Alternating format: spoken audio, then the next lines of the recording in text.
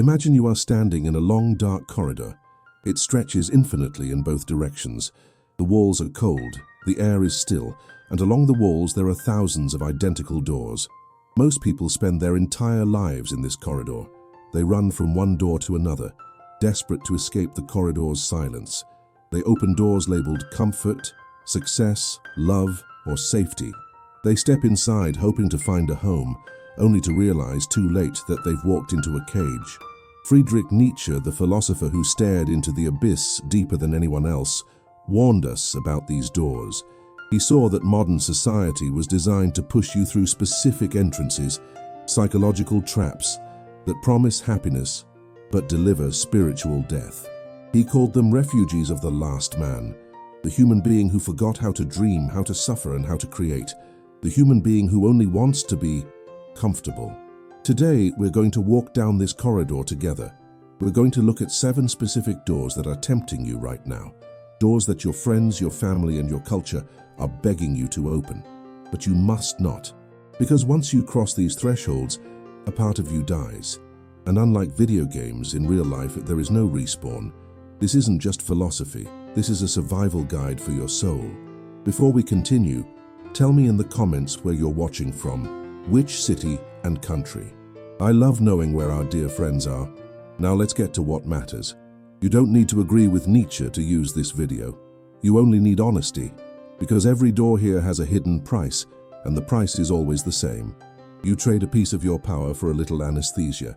So here is the rule of the corridor, the only rule that matters. If a door promises immediate comfort, but leaves you smaller the next day, it is a trap. And I'm going to give you a simple way to spot it. In each door, you will hear 3 things: how it seduces you, how it corrodes you from the inside, how to close it without becoming an angry hermit. In the end, I'm going to show you what the only real door is that doesn't turn you into a cog. It's the door that isn't on the wall. It's inside you. Let's go to the first one. Door number 1. The herd door, the trap of belonging. The first door is the most seductive of them all. It's painted in warm colors. You can hear laughter coming from behind it. It smells like family dinner. It smells like safety. This is the herd door. Nietzsche wrote extensively about the herd instinct. Biologically, we are programmed to want this door. For our ancestors, being separated from the tribe meant death by predator or starvation. So your brain rewards you with dopamine every time you agree with the majority, every time you wear the same clothes, laugh at the same jokes, and hold the same political opinions as your neighbors.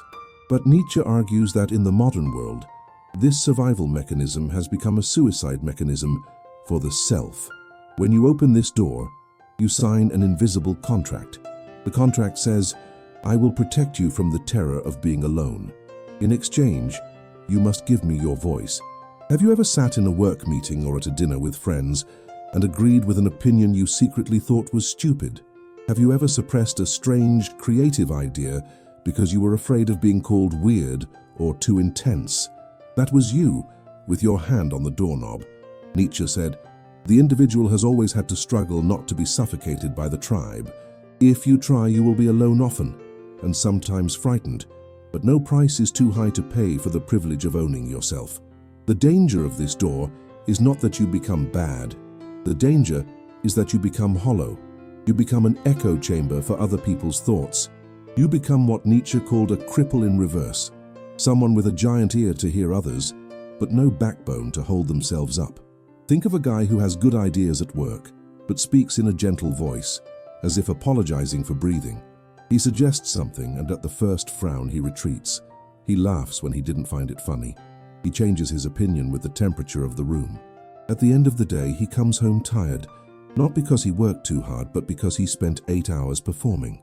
The herd didn't explicitly ask for his soul. It only asked for small favors. Don't complicate things. Don't overdo it. Be normal. And he signed each one with silence. Quick test. If you check 2 or more, your hand is on the doorknob. Do you change the way you speak, depending on who is listening? Do you avoid saying "I want" and prefer whatever? Do you feel relief when you go unnoticed? Ritual to close the door, 1 minute. Today, say 1 true sentence you usually swallow. No aggression, no speech, just truth. "I don't agree," or "I prefer it another way." and endure the silence without justifying yourself. Close this door. The cold air of solitude is better than the warm air of suffocation. Door number 2, the pity door, the trap of empathy. The second door looks like a hospital room. It's quiet, soft, and labeled with virtues: kindness, empathy, altruism. Who would warn against this door? Isn't pity a good thing? This is where Nietzsche becomes dangerous. This is where he offends our modern sensitivity. He warns us that the pity door is often a disguised path to weakness. Be careful here. Nietzsche is not saying you should be a psychopath. He is distinguishing between helping someone and suffering with someone. When you open the pity door, you are often not trying to raise the one who suffers. You are lowering yourself to their level. Think of that friend you have, the one who is always in crisis, the one who calls you at 2 a.m., draining your energy, rejecting advice, addicted to their own tragedy. When you feed their victimhood endlessly, Nietzsche argues you are not being good. You are feeding a parasite. You are validating their weakness. You are saying, yes, you are a victim, and I will sit in the mud with you. Nietzsche called pity a depressant. It multiplies suffering in the world. If your friend breaks a leg and you break your own leg out of solidarity, now we only have 2 people with broken legs. No one can walk. The Übermensch, the Overman, does not open this door. The Overman helps by being strong. He pulls people upward. He doesn't jump down. He offers a hand, not a shoulder to cry on forever. Here is a distinction that changes everything. Pity is not compassion. Pity is, I go down to suffer with you and call it virtue. Compassion is, I see you, I don't abandon you, but I don't become a hostage to your collapse. Pity becomes a trap when you start confusing love with drainage. When you feel that if you don't save someone, you are worthless. When another person's suffering becomes your moral badge. A micro case. Some people learn early that being useful is the only way to be loved. So they grow up believing affection is synonymous with rescue, and without noticing they choose relationships where there is always a fire, because a fire gives purpose. But in the end, this person doesn't build bonds, they build shifts. And those who live on shift don't live, they only put out fires. Quick test. Do you feel guilty when you're doing well and someone else is doing poorly? Do you offer help before being asked, and then get frustrated when you're not appreciated? Do you become the therapist for friends who never change anything? Ritual to close the door. Replace "I'm going to save you" with "What are you going to do now?" Support without carrying. Help with limits. Without limits, it isn't kindness, it's leakage. Ask yourself, are your relationships based on mutual growth, or are they trauma bonds? Are you connecting with people through strength or competing to see who is more broken? If you find yourself surrounded by people who only unite by talking about how hard life is, you walked through the wrong door. Go back. Door number 3, the comfort door, the trap of the last man. Now we arrive at the door that defines the 21st century. This door is padded. There's Netflix playing in the background, there's food on the way. There's a climate-controlled environment and a pill for every mood shift. This is the comfort door, and it is the tomb of the human spirit. Nietzsche prophesied the arrival of a type of human being he despised more than any other, the last man. The last man says, what is love? What is creation? What is desire? What is a star? And he blinks. The last man invented happiness, but it's a small, miserable happiness. It's the happiness of a cow in a pasture. No predators, plenty of grass, sleeping in the sun. Why is this door dangerous? Because it is good. It doesn't look like a trap. It looks like self-care. It looks like I deserve a break. But Nietzsche argues that greatness, creativity, and true joy are born from tension. They are born from the agony of the bow. You are the bow and your potential is the arrow. If you never stretch the string, if you never stress, challenge yourself, or suffer for a goal, the arrow never flies. You remain a piece of wood. Opening the comfort door means declaring that you are done growing. It means you prefer a painless existence over a meaningful existence. Look at your life right now. How much of your day is designed to avoid discomfort? We have air conditioning to avoid heat. We have endless scrolling to avoid boredom. We have pornography to avoid the risk of rejection. We have video games to avoid the risk of failure in the real world. We are building a velvet cage. The most dangerous part of comfort is that it speaks in a soft voice. It never says give up. It says rest just a little more.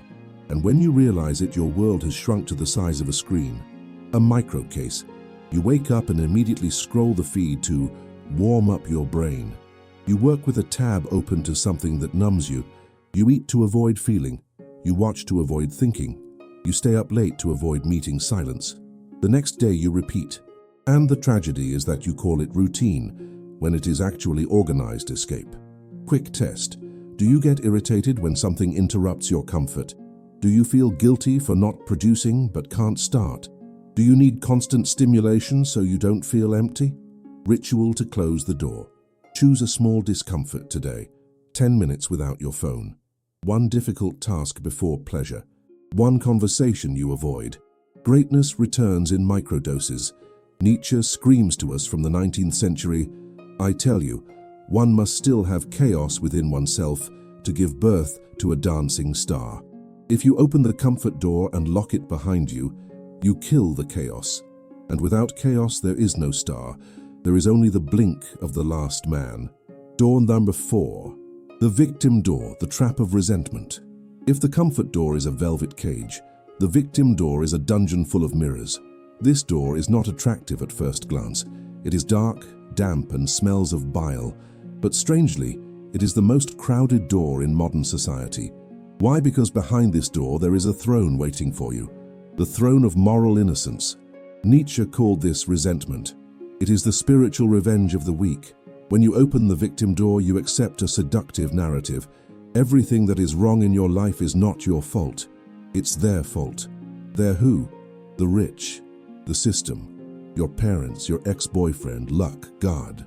The danger of this door is that it gives you an addictive power. If you are the victim, you never have to change.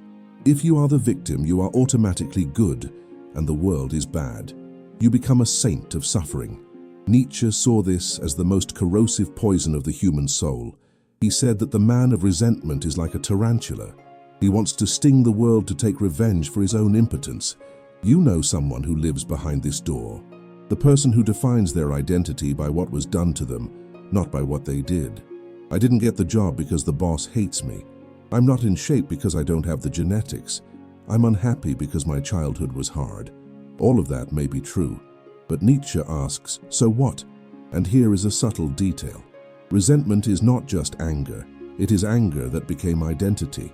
It is when you stop wanting justice and start wanting eternal compensation. And because life does not pay that debt the way you imagined, you get stuck. A micro case. The person walks into a room and immediately scans who has more. They don't admire, they accuse. They don't ask, how do I get there? They ask, why didn't I have that? And every victory of someone else becomes proof that the world is unfair. This kind of mind doesn't seek an exit. It seeks a courtroom. Quick test. Do you repeat the same injustice story as if it were your surname? Do you feel secret pleasure when someone falls? Do you use the word they too much? Ritual to close the door. Replace the sentence, this happened to me, with, what do I do with this? It's not denying the pain, it's preventing it from becoming your home. Standing at the victim door is drinking poison while hoping your enemies will die. It is turning your pain into an identity instead of turning it into fuel. The overman looks at tragedy and says, Amor fati, I love this fate. Not because fate was kind, but because it was mine. The warrior does not complain that the sword is heavy. He becomes stronger. If you are holding a list of grievances against the world, burn it. Leave this door. Victimhood is the opposite of life. Door number 5, the equality door, the Procrustes trap. The 5th door is perfectly symmetrical. It is beige, unadorned, and has a sign that says, no one is better than anyone. This is the door of forced equality, and Nietzsche hated it with the fury of 1,000 suns. Be careful not to confuse things. Nietzsche was not talking about legal rights. He was talking about equality of spirit. Let's make it crystal clear, this is not about equal rights. This is about psychological leveling. The pressure for you not to grow because other people's growth becomes an uncomfortable mirror. The modern world sells equality like a sedative. Don't try too hard. Don't shine too bright. Don't disturb anyone. Mediocrity becomes comfortable when everyone agrees to walk slowly. A micro case. You start improving. You read more. You work better. You become more disciplined. And suddenly jokes appear. Did you become a coach? You think you're special. Relax. It isn't advice. It's a pull downward disguised as humor. Procrustes doesn't hate you. Procrustes hates the contrast. Quick test. Do you downsize your plans so you won't hear criticism? Do you apologize for being good? Do you sabotage your pace so you won't seem too much? Ritual to close the door. Stop explaining your growth to people who profit from your stagnation. Do it. Improve, deliver, and let the results speak for you. Modern society loves this door. We are taught that ambition is dangerous, that wanting to be better is arrogant. We are taught to cut off the parts of ourselves that stand out so we don't offend those who stayed behind. It is the tall poppy syndrome. The flower that grows taller than the others is the first to be cut. Nietzsche saw nature as a brutal and beautiful hierarchy. There are high thoughts and low thoughts. There are noble actions and vulgar actions. When you open the equality door, you agree to live on the bed of Procrustes. In Greek mythology, Procrustes was a smith who invited travelers to sleep in his iron bed.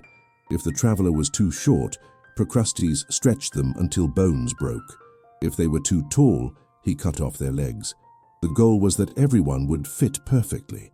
How many times have you simplified your vocabulary so you wouldn't seem snobbish? How many times have you hidden your financial success so you wouldn't make your friends uncomfortable? How many times have you apologized for being good at something? That is you cutting off your own legs. Nietzsche warns us, the doctrine of equality. There is no poison more poisonous, for it seems to be preached by justice itself when it is the end of justice. True justice for Nietzsche is that the unequal should have unequal destinies. If you worked more, if you suffered more, if you dared more, you are not equal to the one who stayed on the couch, and pretending you are is a lie that sickens your soul. Do not be afraid of your own greatness. Close the door of false modesty. Allow yourself to be an exception. Door number 6. The past door, the ghost trap. The 6th door is made of old dusty glass. When you look through it, you don't see what is ahead. You see a film, a repetitive film of your best and worst moments. This is the past door. Many of us do not live in the present. We live in a mausoleum of memories. Some live in the golden age. In high school I was happy. When I was with her everything was perfect. Others live in the dark age. If I hadn't made that mistake in 2015, if I had chosen another college. Nietzsche diagnosed this as an inability to digest time. Modern man suffers from historical indigestion. We carry the corpse of what we were on our backs, and that weight prevents us from dancing now. The past has 2 masks, nostalgia and punishment. Nostalgia traps you in when I was, and punishment traps you in if I hadn't. Both serve the same function, to stop you from acting now. A micro case. Some people visit 2015 every day. They arrive there, replay the scene, change the dialogue in their head, try to save the old version of themselves, but that is mental theater, and mental theater is exhausting. The body ages, life moves, but the mind keeps rehearsing. Quick test. Do you relive old conversations before you sleep? Do you use your mistake as proof that it won't work for you? Do you feel you don't deserve to begin again? Ritual to close the door. Write 1 line. I accept that this happened. Another line. What do I do today with this? Acceptance is not applause. It is release. The danger of this door is paralysis. The past is unchangeable. It is a stone. Banging your head against that stone will not break it. It will break you. Nietzsche proposes a radical cure, the eternal return.